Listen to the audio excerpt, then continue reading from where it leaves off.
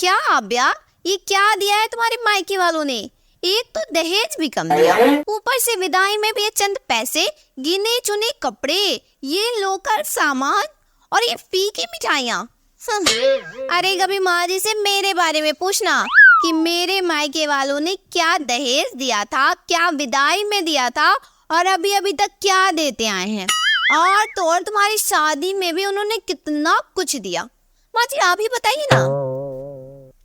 हाँ हाँ, इसके मायके वालों ने तो दहेज में 20 लाख दिए थे। और तो और तिलक में पूछना ही क्या, कितने चांदी और सोने के बर्तन और क्या क्या कहूँ। अब विदाई में तो कितनी मिठाइयाँ की। बस करिए माँ जी, ऐसा नहीं है कि मेरे घर वालों के पास किसी चीज की कमी है।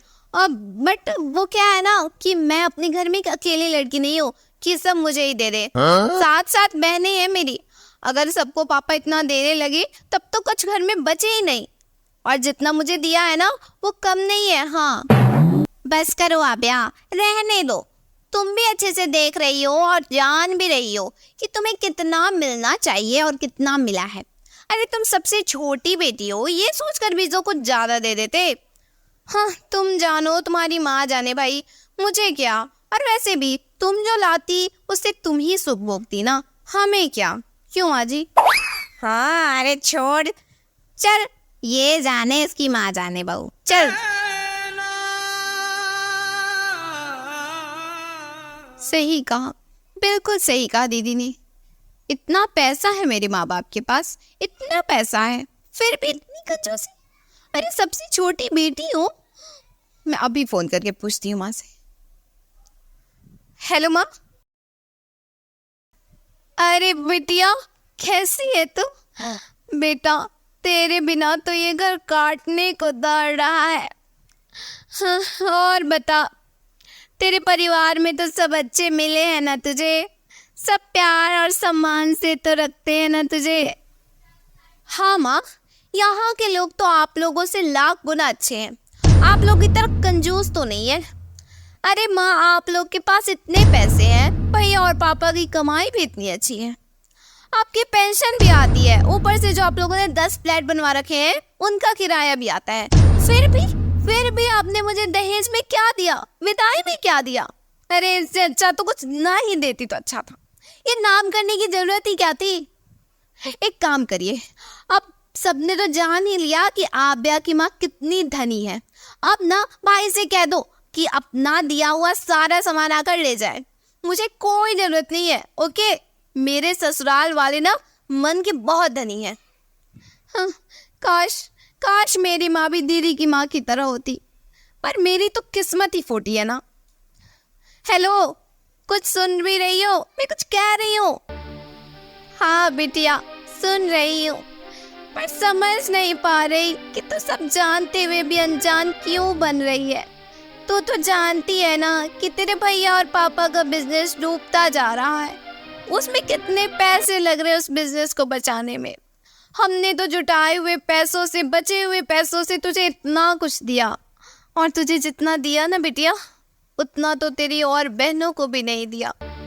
बेटा फिर भी वो मुझसे एक शब्द शिकायत नहीं करने गई, पर तू तो जाते ही सब जानते हुए भी ऐसे बोल रही है। हाँ माँ, मेरे ही शादी के समय सबका बिजनेस डूबना था, जॉब छूटना था। भगवान जाने सच में बिजनेस डूबा है या आप लोग ऐसी बहाना कर रहे हैं।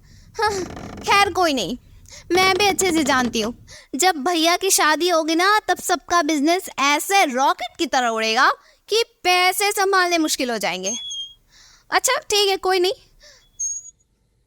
ये क्या कह रही है बेटा तू? ऐसा कैसे सोच ली तू? ऐसा नहीं सोच, जरूर किसी ने तुझे भड़काया होगा। और मेरी भोली बिटिया भी जल्दी किसी के बातों में आ जाती है।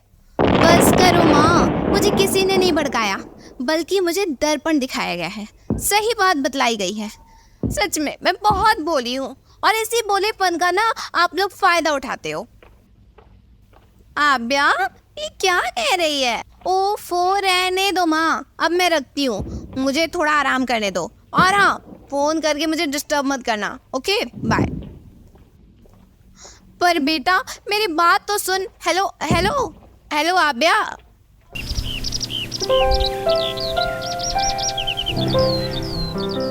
अरे आभ्या, आओ आओ, बैठो बैठो। इतनी मिठाइयाँ, इतने कपड़े, इतने सारे गहने, शायद मेरी माँ ने ये सब भेजा होगा। मैं भी ना कितना कुछ बोल गई माँ को।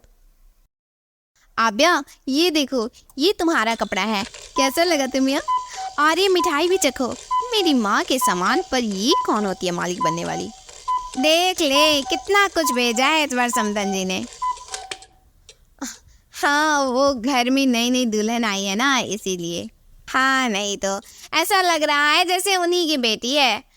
तब से लेकर अब तक इसकी शादी में कितना खर्च किया भाई उन्होंने। ये क्या कह रही है माँ जी? मैं उनकी ही बेटी तो हूँ, इसमें कोई शक है क्या? वैसे कल तक तो बड़ी शिकायतें हो रही थी, पर आज। हाँ माँ जी, वो ना माँ मेरी रियल में जितनी रिच है ना, उससे भी ज़्यादा दिल से है। तभी तो देखिए ना क्या क्या भेजी है। हाँ वही ना। अरे किसकी माँ है, कंजूसी की हद भाई। क्या ये इतना सब कुछ दीदी की माँ ने भेजे हैं? नहीं तो क्या, तेरी माँ भी देना जानती है क्या? कोई नहीं आभ्या, देखो तुम्हें जितनी साड़ियाँ मिठाइयाँ चाहिए ना, तुम उतने ले लो।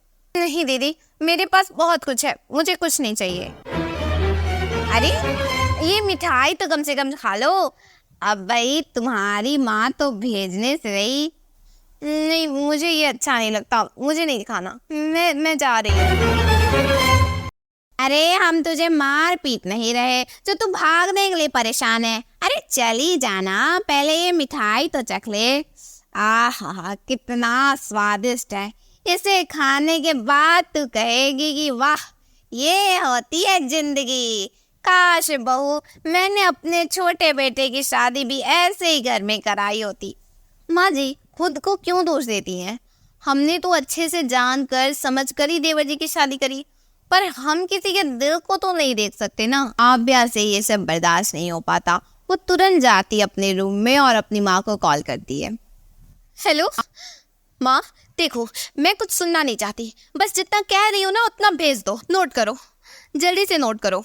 लिखो 5 kilo rasgulla, 5 kilo Kheermohan, 5 kilo घी के लड्डू, 3 किलो सोन पापड़ी, रसमलाई, मिक्सचर का एक बिग पैकेट, और माँ जी, पापा जी, भैया जी, दीदी, उनके 2 बच्चे, मेरे लिए और इनके लिए 3 सेट महंगे और ब्रांडेड कपड़ा। ओके, लोकल मत भेज देना। और हाँ, बच्चों के लिए कम से कम कैडबरी का 2 पैकेट और बहुत सारा चॉकलेट और खिलौना। और हाँ, दीदी और मेरे सास के लिए गहने भी भेज देना, ठीक है ना? कल से परसों तक में ये सब आ जाना चाहिए, ठीक है? और हाँ, कोई बहाना मैं नहीं सुनना चाहती। ओके बेटा बेटा बेटा, पर मेरी बात भी तो सुन। अरे बेटा, तेरी दीदी अपनी माँ की एकलौती बच्ची है, पर मेरे लिए केवल तू ही नहीं है ना। ऊपर से बिजनेस को बचाने के चक्कर में कितने पैसे जा रहे हैं। बेटा थोड़ा तो समझ। अगर मैं फिर भी तेरे लिए इतना सबका बंदोबस्त कर दूँ, जैसे तैसे भी कर देती हूँ, तो मैं अपनी बाकी बेटियों के नज़र में गिर जाऊंगी, क्योंकि मैं सातों को इतना कुछ कहाँ से दूंगी। हाँ, मैं तो जानती ही थी माँ, अच्छे से जानती थी मैं कि आपके पास एक अच्छा खासा बहाना पहले से ही होगा। खैर कोई नहीं, रहो अपनी 6 बेटी की नज़र में, पर मुझसे बात मत करना आपसे। ओके? नहीं आभ्या, आभ्या, आभ्या मेरी बात लो। शिक्षा, दूसरे को देखकर अपना रिश्ता खराब नहीं करना चाहिए।